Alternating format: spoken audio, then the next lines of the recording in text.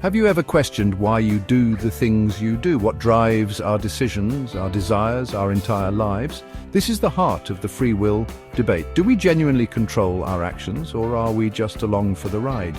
This question has puzzled philosophers and scientists for centuries, and it's a question with deep implications for how we understand ourselves and the world around us. Think about it. Every day, we're bombarded with choices, from the mundane, what to eat for breakfast, to the life-altering, like career paths and relationships. We like to believe we're in the driver's seat, consciously weighing options and making decisions based on our free will. However, what if our feeling of control is nothing more than an illusion, a trick of our complex brains? This isn't just an abstract philosophical debate. The question of free will has profound implications for our legal system, our moral compass, and our very sense of self. If we don't truly have free will, are we responsible for our actions? What does it mean for punishment, for redemption, for our entire understanding of right and wrong? The journey to unraveling the mystery of free will is a winding one, taking us through the intricate workings of our brains, the vastness of the cosmos, and the cultural tapestry of human experience. It's a journey worth taking, for what's at stake is nothing less than how we understand our place in the universe.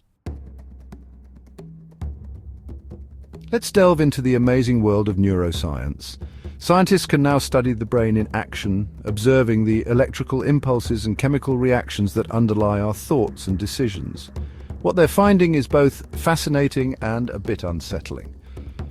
Studies have shown that our brains often make decisions before we're even consciously aware of them. One famous experiment showed that brain activity related to pressing a button occurred a full second before participants reported making the conscious choice. This suggests that our conscious experience of decision-making might be a sort of after-the-fact explanation that our brains create, rather than the actual driver of our actions. Think of it like this. Imagine a magician showing you a card trick. You see the effect, the amazing illusion, but you don't see the sleight of hand, the hidden mechanisms that made it happen. Similarly, our conscious experience might be the illusion of choice, while the underlying neural machinery operates behind the scenes. Neuroscience is revealing that our brains are incredibly complex machines, shaped by genetics, environment, and a lifetime of experiences. Every decision we make, every thought we have, is the result of billions of neurons firing in concert, influenced by factors we may not even be aware of. This raises the question, if our brains are so complex and influenced by so many factors, can we truly say that we are the ones in control? Now let's shift gears from the intricacies of our brains to the vastness of the cosmos. The concept of determinism argues that every event in the universe, including our thoughts and actions, is predetermined by the laws of physics and the initial conditions of the universe.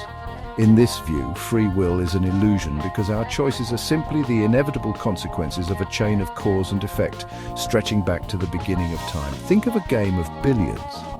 The moment the cue ball strikes the other balls, their trajectories are determined by the laws of physics.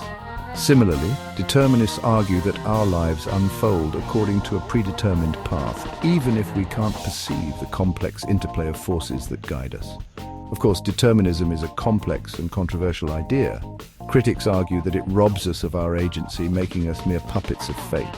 They point to the subjective experience of free will, the feeling that we could have chosen differently, as evidence against a purely deterministic universe. The debate between free will and determinism has raged for centuries, and it likely won't be resolved anytime soon.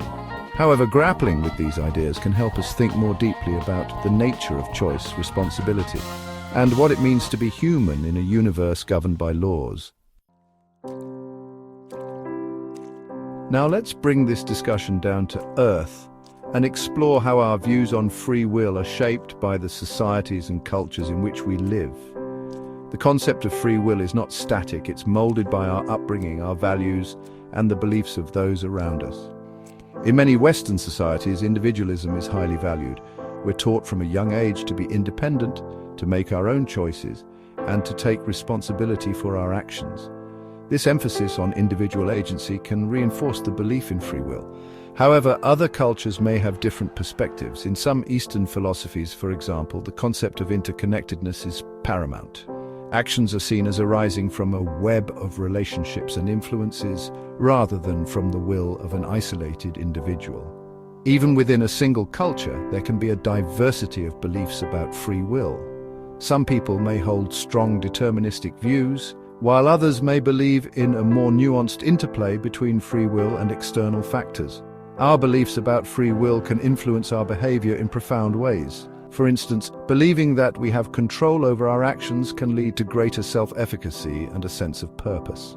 Conversely, believing that our actions are predetermined could lead to apathy or a sense of helplessness.